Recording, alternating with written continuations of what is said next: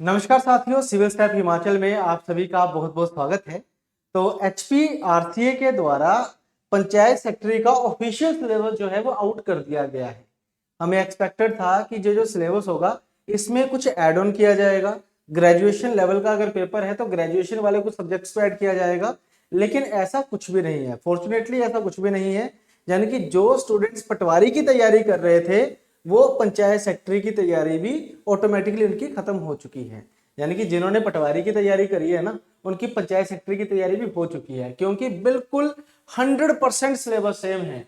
99% भी नहीं कहेंगे, 100% सिलेबस सेम है। मुझे तो लगता है सेम ही कॉपी पेस्ट कर दिया गया है। अगर आप थोड़ा ध्यान से देखोगे तो पटवारी का सिलेबस भी ऐसे ही था, इसी तरीके से पंचायत सेक्रेटरी का सिलेबस है, बस ये ऊपर वाली लाइन चेंज हुई है, बाकी कुछ चेंज नहीं हुआ। अब मैं आपको एक बार दिखाना चाहूंगा, आप देखिएगा एक बार इसको, ठीक है।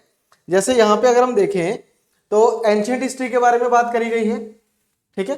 सेम वही लिखा हुआ है जो आपका पहले था, पटवारी के टाइम पे था, है ना। जो पटवारी के टाइम पे था सेम टू सेम वही चीज लिखी हुई है। उसके बाद मिडाइवल हिस्ट्री है, फिर उसके बाद मॉडर्न इंडिया है।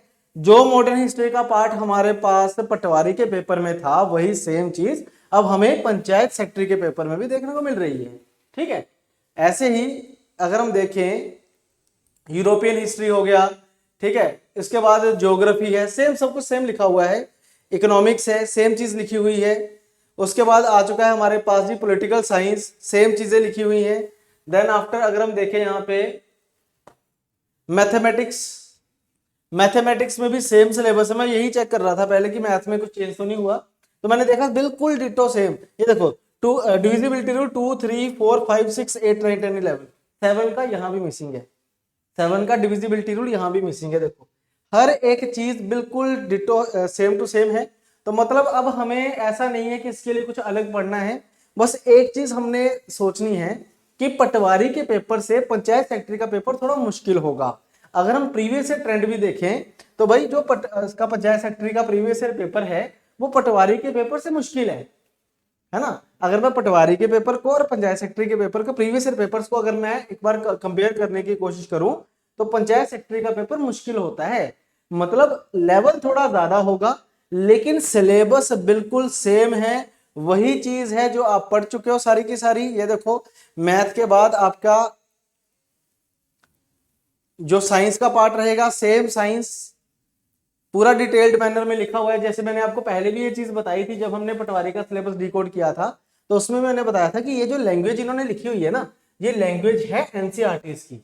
मतलब इन्होंने कॉपी पेस्ट करा है एनसीईआरटी से।